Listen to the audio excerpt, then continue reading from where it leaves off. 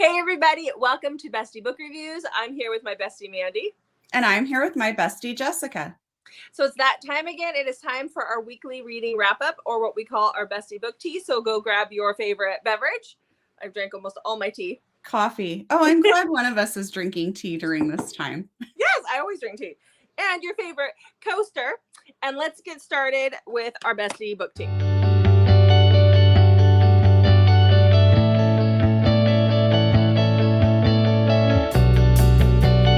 Before we get started, make sure you hit that subscribe button down below.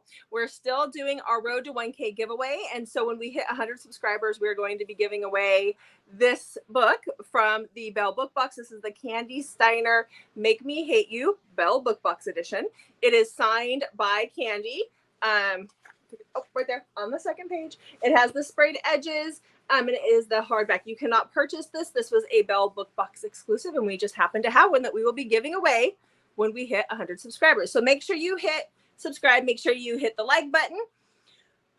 Make sure you leave a comment, especially if your account is set to private, so that we know who you are. Because if it's set to private, we can't see you. But when we hit 100 subscribers, we will be doing a drawing for that book. And I'm excited. Yeah, I was going to see how excited Mandy is. Okay, Mandy, what do we need to do first? Okay, we need to look at our ultimate reading challenge. And I think we are both doing the same thing for last week's, which was go to a bookstore and ask for a recommendation for the books that you like to read. So we both lack in the areas that we live in. We both lack really good bookstores. I have a love-hate relationship with Barnes & Noble, so I didn't go to Barnes & Noble. What I did was we found a bookstore that is online. It is in San Diego. It's called the Meet Cute Bookstore. And if you fill out, there's a form on their website. You fill it out. It's a Google Doc form. You give them information about what you like in books, what you dislike, your favorite authors, that kind of thing. But it's pretty, they ask you quite a few questions, and you give them a budget, and then they will send you a mystery bundle with books they think you're going to like. And so we both did that, and we're just waiting on our books to show up. So that covers that whole go to a bookstore. Yes. Mandy will put the website for the book down below in the comments for the bookstore. It's a mother-daughter ran romance-only bookstore. I mean, how awesome is that? I'm opening. Are you opening? Yes. Oh, it's what is it? For coffee. Cup. That's so cute. Well, yeah, but I don't drink coffee. Well, I'll have to use it for my tea. I was just going to say, go to the coffee stand and get some tea. I love that. Apple cider. Yeah. I have to wait till next fall to do that, though. Okay, so what's the next one that we're doing? Okay. Write a letter to someone who has influenced your reading life. This could be a parent, teacher, author, bookstore owner, or friend. It's okay to make it anonymous. Okay, so which author are you going to be like harassing this week, Mandy? I will probably write oh gosh, I could think of so many authors to write, but maybe Carrie Ann Cole. Poor Carrie Ann Cole. She's going to get like the ultimate stalker letter. It will not be a stalker letter. Goodness. Okay. So let's talk about our books that we read this week. So tell me about your Or maybe I'll write a former teacher. I don't know. Half of our teachers are dead now. Oh my God. Mine aren't. A lot of my favorite ones are. Mine aren't. I mean, they're from elementary school, and like the one taught my dad when he was in 6th grade, and then taught me. So I mean, like I get it. He wasn't young, but Okay. So let's talk about books. So tell me about your reading week. I read 9 books, and I had mostly 4 stars, but I did read a 5-star I did read a couple 5 stars, one that is definitely a favorite. Mm-hmm. And then I had a book that I actually DNF'd, and then I decided, no, it was a novella. I could go back and finish it. So I did, but it was not good. I didn't care for it. So I read 13. And I'd say like the majority of them were 4 stars. I didn't have any 5 stars this week, which 4 stars are great. 4 stars mean we really enjoyed the book. Mm-hmm. I read a weird as heck book that I was like, I don't think I should put this on Goodreads. And you're like, please put it on Goodreads. And I'm like, oh my gosh, it was so friggin' weird. And I can't believe I read it, but I couldn't put the stupid thing down. It was just that weird that sucked you in. So we'll talk about that in a little while. So that was interesting. But yeah, it was a big reading week, but it was just an odd reading week. I was having a hard time getting into things this week. So we'll see how this next week goes. But okay, so we're gonna do like we did last week, where we have the 1 minute to talk about each book. So let's get started. Okay, so I'm gonna do my first two, and then we'll jump over to you. Okay. Ready? Ready. Go. Okay, so the first book I read was Mandy's 5-star read from February. It was The Evidence of the Affair by Taylor Jenkins Reid. If you want to see that and what that is about, then Mandy will link the our top reads from February in the description below. But then I went and read Dane's Storm by Mia Sheridan. This is about Audra and Dane. They were married right out of high school when they were young, and they suffered a huge tragedy. So definitely check trigger warnings. But their marriage fell apart. And this takes place like 7 years later, where Audra is a flower shop owner and Dane is he inherited all of his family's wealth and stuff. Circumstances bring them back together, and they have to work through their trauma while trying to survive. So it's partly survival, part second chance romance. I gave it 4 stars. I really enjoyed it. I wish there had been more about the survival aspect, but the tragedy was huge. So I enjoyed that one. My next read is #Nerd by Cambria Hebert. This is number 1 in her hashtag series. This follows Rimmel and Romeo. It was only a 3.5-star read for me. I felt like this could have been such a good book, but it just really fell short. Romeo is the high school quarterback, and of course Rimmel is kind of the nerd on campus, and she's always got her nose down and really just tries to blend in and not be noticed at all. And they get thrown together because Romeo, of course, needs to keep his grades up. And Rimmel is then forced into tutoring him because she's on a scholarship. So the dean tells her she has to tutor him. He is trying to pledge into a fraternity, and there's just, the fraternity is kind of crazy. Like, they get these challenges where they have to sleep with different girls and things like that to as they're trying to get into the fraternity, which I just thought that was kind of really weird. And it's never actually addressed in the book at all. This book could have been really good, but it fell short. There was like way too many over references to things. Like, I'm a huge car lover, and the guy drives a Hellcat, and how many times his Hellcat is referenced is just too many times. And like, she's from Florida, and so we hear over and over again about how she never brings her coat because she's from Florida. So I felt like it could have been really good, but it just fell short. And there was one really weird part, and now I know that I'm the problem with always going over the time. This was happening. 1 minute he leaves tutoring and goes to talk to this girl in the library, and Rimmel's like, where the heck did he go? And she finds him getting a blowjob in between the bookshelves. And then the next like minute, he's like totally in love with the nerd. There was just no development for anything in it. It was just kind of frustrating. Like, she could have taken out all the Hellcat and Florida references. More plot. Yeah, you only need to mention that one time as an author, like one, maybe twice, but really you have to mention it. Like, the second time it needs to be mentioned in a different way. Reference it, you don't say no. Yeah. No. So, okay. I'm ready. You're ready? I'm ready. Okay. So I read The Cad and the Co-Ed, and this is by L.H. Cosway and Penny Reid. This is the third in a series. This is a rugby series that she has, and they all take place in Ireland. I really enjoyed this. I wanted to read the first 2, but I am a sucker for Secret Baby, and this one had the Secret Baby trope. So I went with this one first. I do want to go back and read the other ones. So this is about Brian and Cassidy. He's an alcoholic. He's on the rugby team. Cassidy's cousin is on the team as well. And so that's how she meets him. She and him have a one-night stand. She gives him her virginity on this night. And then he does not remember her the next day. The next day she wakes up, he's a complete dick to her. He doesn't remember her at all. And she leaves, finds out a few weeks later, she's pregnant. She goes to the US at that point. Because she's like, she he's got nothing. He just wants nothing to do with her. She doesn't tell him, which she probably should have, but he's an alcoholic and he was a mess. And then she comes back 5 years later and he's trying to be sober at that point in time. And he finds out and it's their thing.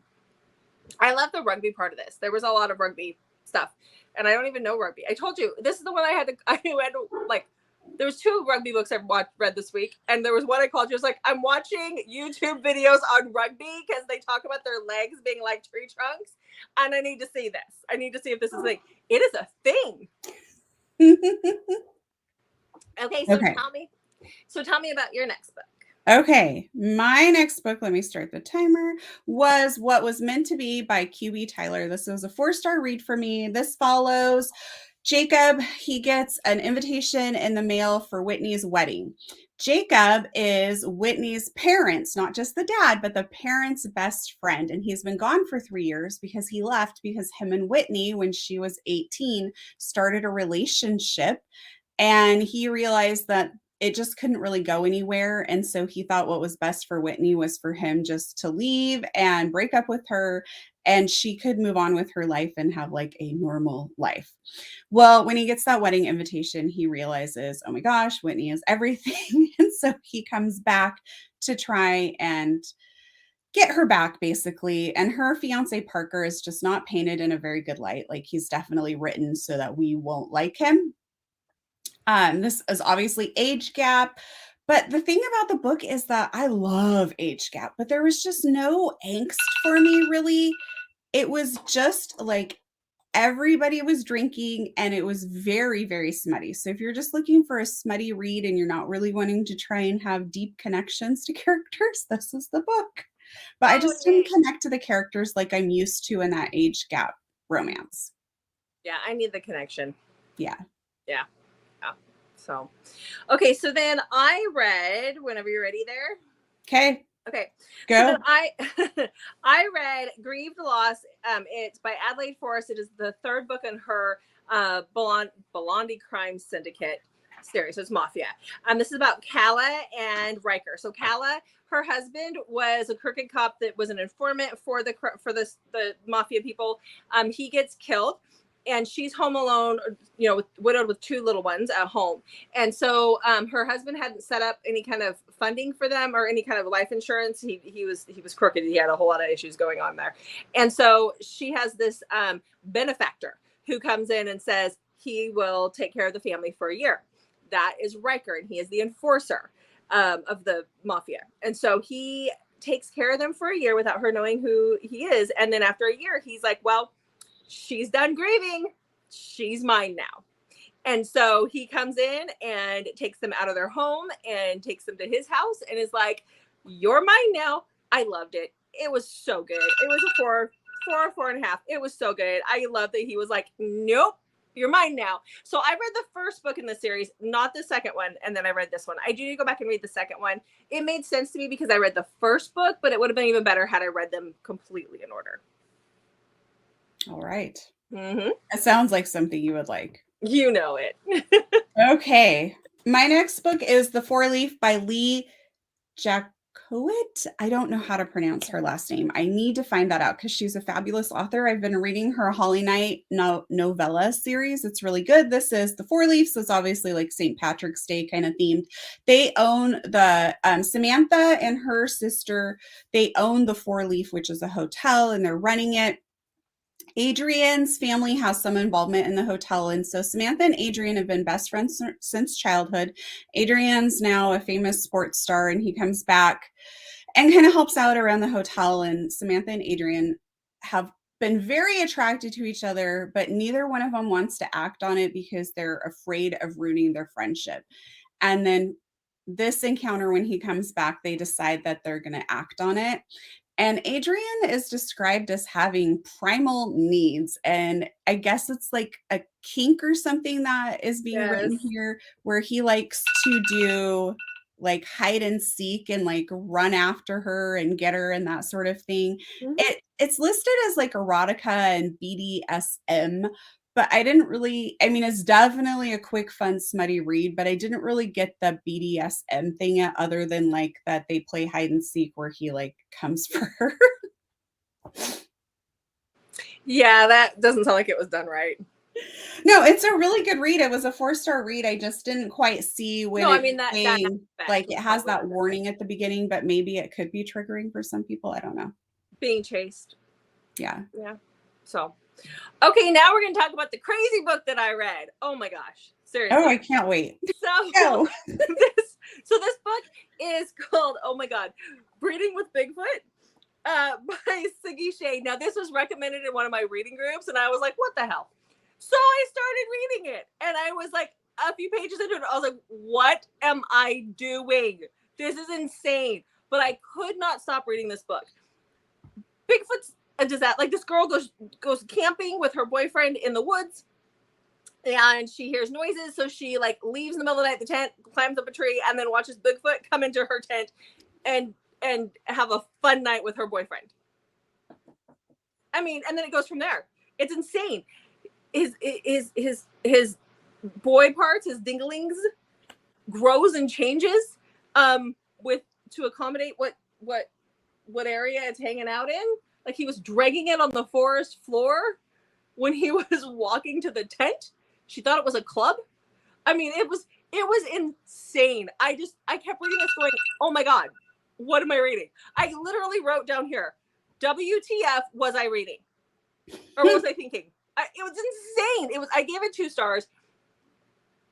She uses a history plot, something that happened in history, like really happened in England in history, as a plot device, and I had a really hard time with that. So the best part about all of this is how many times you kept telling me you couldn't believe that you were reading this, but yeah, you kept reading it. For that alone, I think you should have given it 3 stars. No. Not when I'm a huge history buff, and when she used, I told you what she used. I didn't like that at all. Mm-hmm. And nope. Plus, she talked about like there being vines and stuff in the forest in England. I've never seen vines in picture, and it's in pictures. I've never been there, but I picture England, their forest a lot like our forest here. We don't have vines that hang down. That's like a tropical thing, right? I don't know. I mean, the forest where I live, we have a lot more underbrush than other areas do. But yeah, I would think like vines are more of a jungle, tropical. I could be wrong. I'm not a forest expert. I mean, but she talks about swinging from vines in England in the forest. I don't know. I could be wrong. Research that. I really don't care anymore. I just can't believe that I read it, and I can't believe that I marked it. Camping's gonna be. I think it's fantastic. Yeah, it was just an excuse for smut, apparently, and I need more plot in my books. So, yeah. Okay, tell me about yours. Well, speaking of smutty, I read A Cowboy in Ireland by Bootise. It's a novella. It is probably the shortest novella I have ever read. This follows Becca and Tanner. Becca is there on a post-divorce girls trip. So apparently all these girls had just gotten divorced, so they're on their girls trip in Ireland. And she meets a cowboy, and she's from Texas, by the way. And she meets a cowboy at the bar, and they just hit it off. So this is their smutty, I don't know if we can call it a one-night stand. I mean, it's a super short novella. We do find out that they're both from the same area in Texas. So they're like, oh, small world. But there's nothing further. Like, it's just their smutty, escapades in Ireland. Ooh, yay. Hey, look at that. I didn't even use my whole minute. Look at you. Good girl. Yeah. Okay. All right. Well, so let's move on from that one. That was interesting. Okay. I need more romance, right? Don't you need the romance part of it, not just the banging? Yes. Okay. All right. So you can start mine, because speaking of needing more romance, or needing the romance, not just the banging. So after that crazy Bigfoot situation, I was feeling a little bit of something. So the next book I picked up was a clean romance. It was actually a Christian romance, and I didn't realize it until I started it, which is fine. It works for me. It's fine. But it's called In His Eyes by Stephanie McGee. I actually really enjoyed this one. It's obviously historical. It's about Ella, who is, the beginning of the book opens up. She's helping a girl in a boarding house who is giving birth. She has they call it the French disease. I think that was syphilis. But she's giving birth and she passes away right after she gives birth. And she tells Ella to take the baby and find a family. She immediately needs to find a wet nurse. And so she's told by some other people to go to this estate because they have a wet nurse there who can help with the baby because she can't feed the baby. And this is right after the Civil War is ending. She gets to the estate. There's soldiers there. They're at that place to make sure that they don't have any slaves. And so that everybody's free who lives there. And she tells everybody that she is the major's wife. The major is believed to be dead. And so she steps up and is like, I'm his wife. This is his baby. Everything's fine here. I would definitely check triggers if you're sensitive to that time, that era and things, the way things were back then, right after then this might be hard, but it was really, really good. I even loved the Bible references and stuff that were in it that they talked about. And I really enjoyed it. I really did. It sounds like a good one. It was good. My next book is Irish Kiss by Sienna Blake. It's number 1 in her Irish Kiss series. This was my favorite read. It's gone into my favorites. I absolutely love this book. This follows Saoirse and Diarmid. Saoirse has like a really horrific home life. Her dad's in jail. He's a criminal, and her mom is a straight up whore. Like, there's no other way to describe what her mom is. That's her mom brings guys in and does things for money and drugs and cigarettes. And it's just a really sad, sad life. And the first time Saoirse tries pot, the boys that she's with run off on her. And so she gets hauled down to jail, and she ends up getting assigned a juvenile liaison officer. They call it a JLO. And this is Diarmid. And they just really hit it off because Diarmid knows what it's like not to really have family and to have a hard life. And so he just feels this connection with her. She is just about to turn 14 when they meet. He is 27 or 25, and nothing happens. And then their story is told in flashbacks because we go to when she's now 17, just about 5 months away from turning 18, and she gets in trouble again and gets assigned him in a different town. And they have not seen each other in 3 years. And so this is definitely like an age gap, forbidden, taboo, angsty romance. I absolutely loved it so much. And even though things are told in flashbacks, you still can see the development of their relationship. Nothing inappropriate happens at all before like she is 17, like when she's younger. Like, it's not that type of a book. But you see the development and the feelings that she starts to have for him. And I just absolutely loved it. Yeah. You got me with that one. Yeah, it's really good. Yeah, I'm gonna need that one. Okay. It is long. Was it on audio? I don't know if it's on audio. I'll have to look and see because I can listen to it this week at work. It's over 600 pages, but while I was reading, I think I told you this, that I needed to like kind of question the ebook page count because it was so good. It didn't feel like I was reading that much. Ebooks on Kindle books, I've heard they page number differently. So yeah. Well, this is how much Goodreads said it had too. So I don't know. Okay. Well, but it was really good. Okay. Loved it. All right. So you read this one before, Mandy, but this is Unloved by Katy Regency. Yeah. I don't know if I'm saying that right. Anyhow, this is about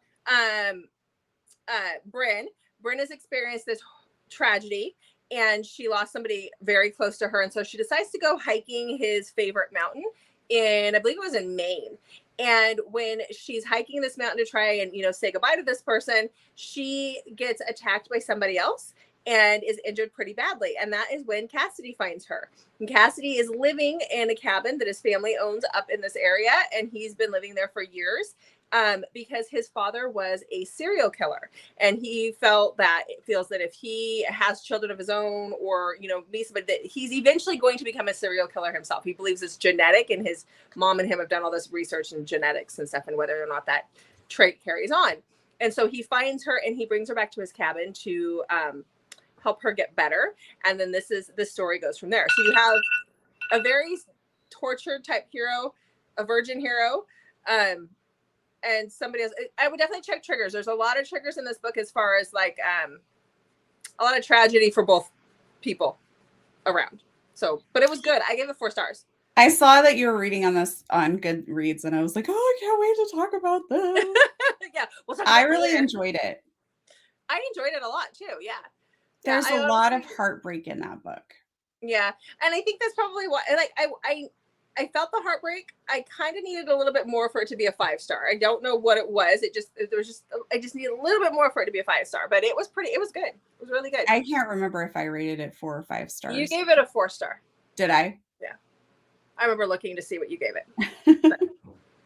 Yeah, so it was good. Needed a little something more too. When she first starts out on that hike, she's by herself and she kind of teams up with some other girls, and I was just like, oh, that's like, I don't know.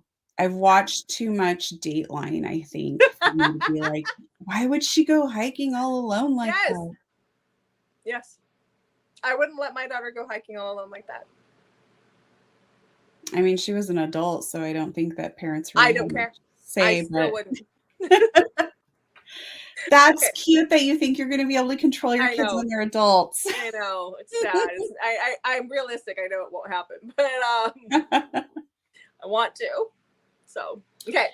My next book is Professor's Kiss, which, because I loved the first book in Irish Kiss so much, I read the second book in the series. And this is Danny. Him and Diarmid are really, really good friends. And we see Danny a little bit in the first book.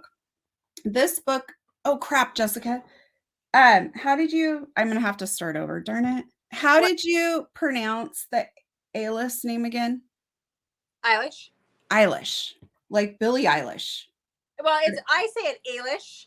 It depends on who you're talking to, but it can be pronounced Eilish or Eilish. I pronounce it Eilish. Eilish? Okay. Mm-hmm. I like it better as Eilish instead of Eilish. I'll just start my time. Baby, can we have another baby so we can have an Eilish or an Eilish? Please, please, please. Okay, you ready?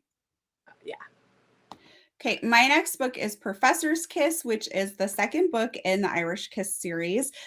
I love the first book so much that I just had to keep reading this series. So this follows Danny, who is Diarmid's friend. They're like really good friends. So we see a little bit of him in the first book. So this is his story. And it starts off with him and Eilish. They meet each other when they're teenagers. Eilish has leukemia and she's just flat out told that she's not going to make it. She is going to die. So she is in the hospital and Danny is there every day because his mom is dying of cancer and she's in the hospital. And they form this intense friendship and Eilish ends up becoming a miracle and she lives and she beats leukemia. But Danny's mom passes away. And somehow their friendship completely falls apart and we don't know why. But Danny turns into a bully and he just bullies Eilish. And then we fast forward several years later and Danny is a famous musician. His dad is a famous musician as well. And he is teaching as a professor just one course at this college. And Eilish gets into the college on a 1-year, like end of year, like scholarship to finish out her college degree. And so that's where the Professor's Kiss comes in. But really, that's just kind of the catalyst to get them back together. It doesn't really have like that forbidden like professor student romance because they already know each other. They're the same age, basically. Danny's just dealing with a ton of baggage. And so it's just kind of a sad story for a very long time until things finally start to work themselves out. But it was hard for me to read at times. I'm not a fan of the whole bully trope thing. So I don't know. It was still a 5-star read for me, but it was just hard to read because there's just a lot of pain in this book. Well, speaking of pain, we're going to talk about my next book. Okay, so my next read was Twins for the Mafia Boss by Bella King. Should have known by the title. Anyhow, this is about a girl who goes to Italy on vacation. Meets a guy at a bar. He gives her his info. She texts him later that night. They have a one-night stand. She leaves the next morning and that's that, right? She gets home to the US, finds out she's pregnant with twins. 5 years later, she's got twin little boys, 2 little 4-year-old little boys. Her boss wants her to go to Ireland to do some stuff. Or not Ireland, good Greg, we've been talking about Ireland all day. She goes to Italy to do some stuff and for work. And when she gets there, she witnesses something she shouldn't. And she meets the guy again who she'd slept with. And he takes her captive, basically, or he takes her back to his place because her life is in danger. She's with him for the longest time. Not once does she mention missing her 4-year-olds. Look, I got it. I love a good vacation away from my kids with my husband. Love it. I don't tend to miss them all that much. But we're talking a very long time without your 4-year-olds. Give me a break. I gave it 3 stars. I like the idea, I like the premise, but those things drive me nuts. They drive me insane. No mother is going to be like, I've been here for a month and I'm cool. Yeah. Oh, I have children at home. Oh, maybe I should talk to them. Call and check in on them. I don't know. I mean, yeah, they're with her mother, but come on. Come on. I know. I remember you calling me very upset about this. I was. Those are the little things that authors need to think about in their books. They drive me insane. I get that you want the story to progress and you want the relationship between them to progress, but you made it so she has a life outside of that relationship, and you have to realistically. Well, and you can throw in like just a few lines here and there to kind of check that off, that the mom is like a good mom and concerned, like, or at least missing her kids. At least missing. I mean, let's face it. If somebody grabbed me, whether he gave good D or not, and threw me into his mansion, would it be fun? Sure, of course it would. But there's going to be days where I'm going to be like, I really miss my life and my kids. And you're going to have a hard time getting me out of bed on those days. It's just the way it is. Let's move on. On that exciting note, we'll talk about my DNF book that I ended up going back and reading. And then I'm like, I should have just kept it as a DNF. So this was Fortune for St. Patrick's Day by Gina Ardith. It's a novella. So this is why I felt compelled to go back and just it. But it was a 2-star read. It has Kara, who just won the lottery.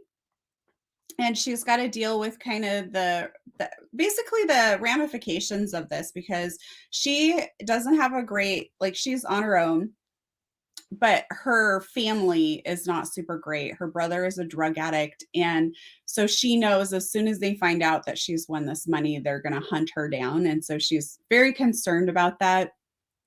She ends up meeting Ben, who is a history, like he writes with historical fiction. Gosh, why couldn't I think of that? And so there are like flashbacks all through this book of what I'm assuming is supposed to be his writing about spies. And the author says that this is actually based on actual spies from like the Revolutionary War. It just was weird to me because it didn't quite fit in. Then we find out, if you're going to read this book, like skip ahead a few seconds because I'm going to give a spoiler. We find out that Kara is asexual.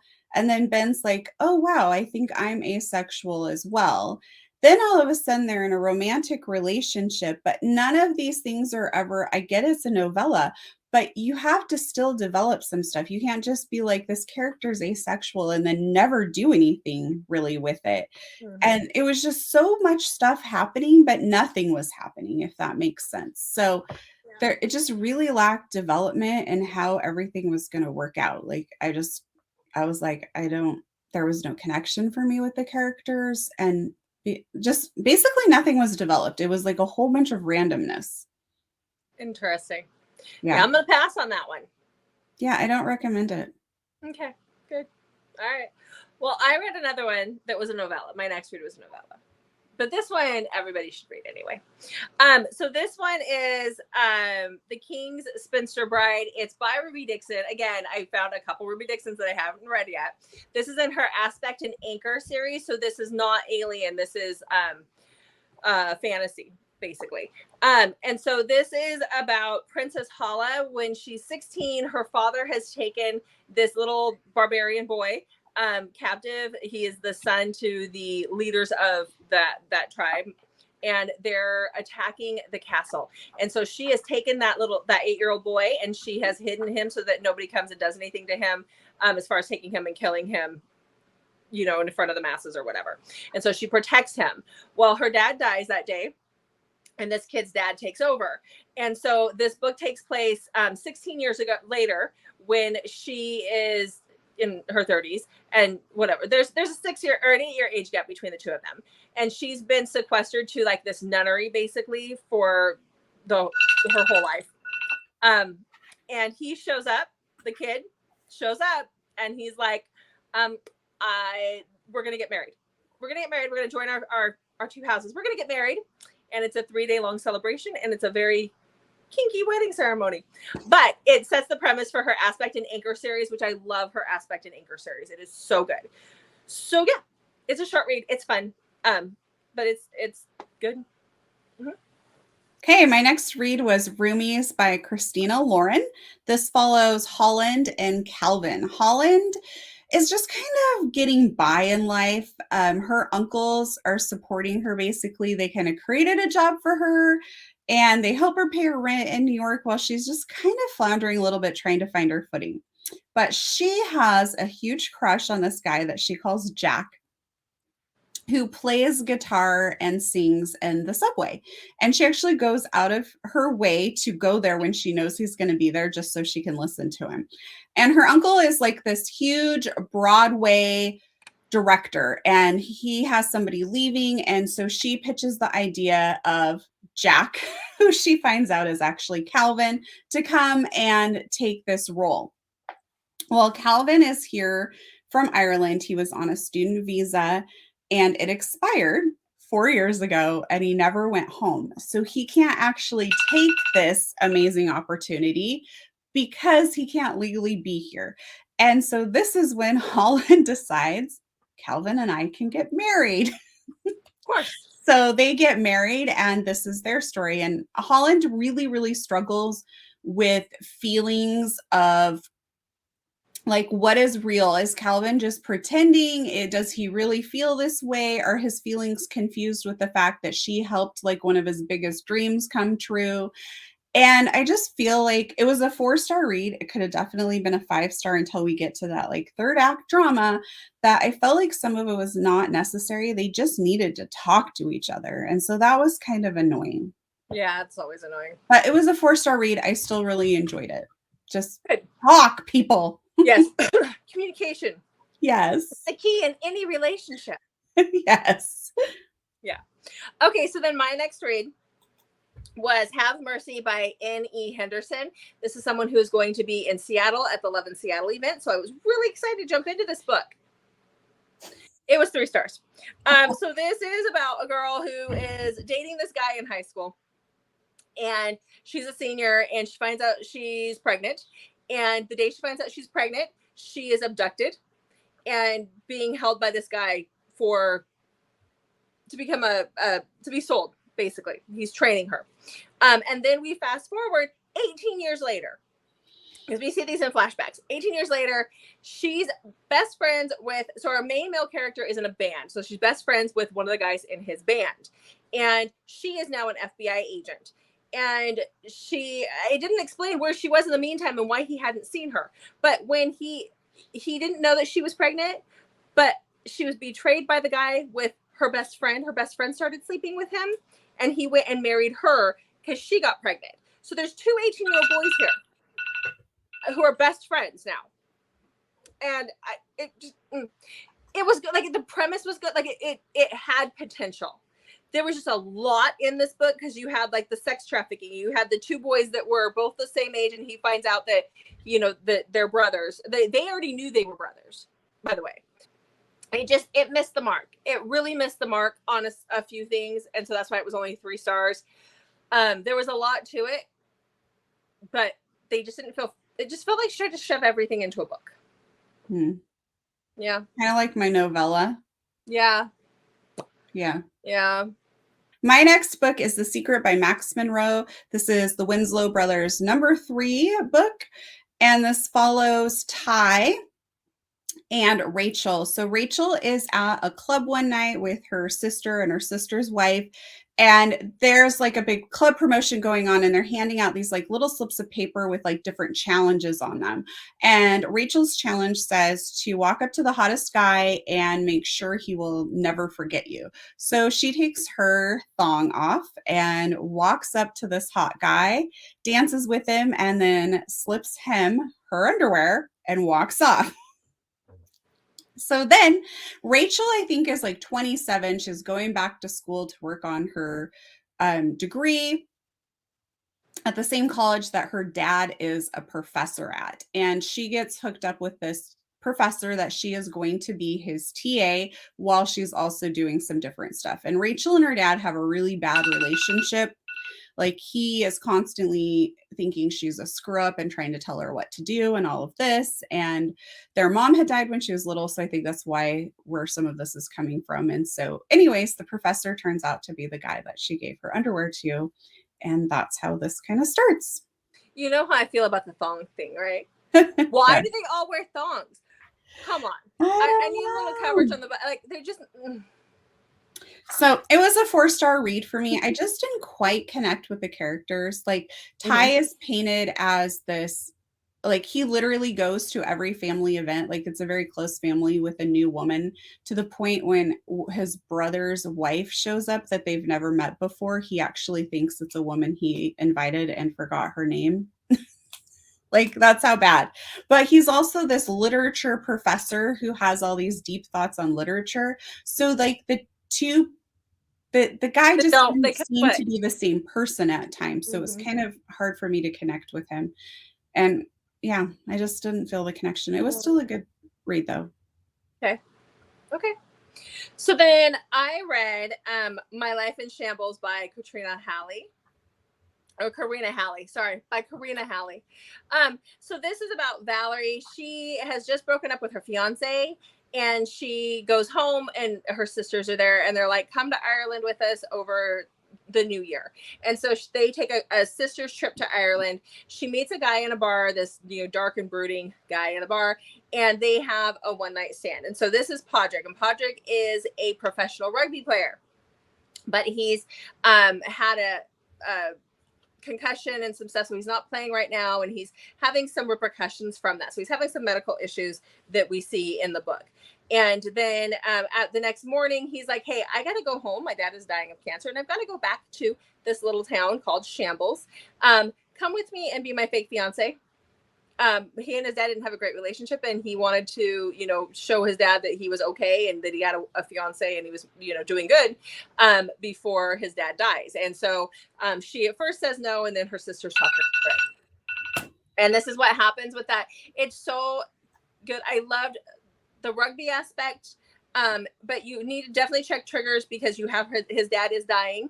And so that is a thing. And Padraig has his own medical issues. So you really need to check triggers because there is that illness as well. So, but it was very good. It was solid 4 stars. Is this the book you told me you thought I would really like, but then I should wait to read? Yeah, I was a little concerned just because of the father and the cancer, and it's terminal. We know it's terminal from the beginning.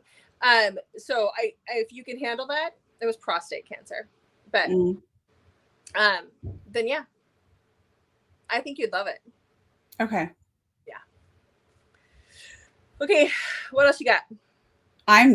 Those were my books. Those were your books. Okay. So I have 2 more. Okay. Real quick. Okay. So the next one I read for our Convincing Our Bestie, it was the Kiss Now, Lie Later by C.W. Farnsworth. It was a YA. So if you want to know how I feel about that, then check out our newest, we have a video coming out. When is that coming out, Mandy? Thursday. And you can hear about that, or check out the one before that where Mandy talks about it. So there you go. Okay, so then the last book that I read was Chosen by a Sinner by Michelle Hurd. This is the fourth book in her Sinner series. I had to count there for a second. This is Luca's story. I've been waiting for Luca's story. He's the head of the Italian mafia, but this one kind of fell flat. I enjoyed it. It was still 4 stars, but Luca, it has a thing for Mariah Maria Maria, she is the daughter to the Russian mafia dude, and he's best friends with her cousin, who she refers to as brother. They take her to Vegas for the night on her 26th birthday, and then he and her wake up married. And so the parents decide that they tell them that they have to stay married for 6 months and give it a try, because you can't get divorced in the mafia.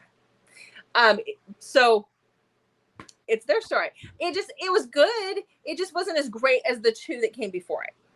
So that was that one. Okay. So there you go. So that is all the books that we have today. Hopefully you guys are liking the new format where we're just giving the 1 minute, because it's really shortening our stuff. So that's great. So make sure to hit that subscribe button. Thank you so much for watching. Oh, there's your timer. There's my timer. You didn't even use your full minute. Make sure to check back on Mondays, Thursdays, and Saturdays for new videos from us. And until then, go read.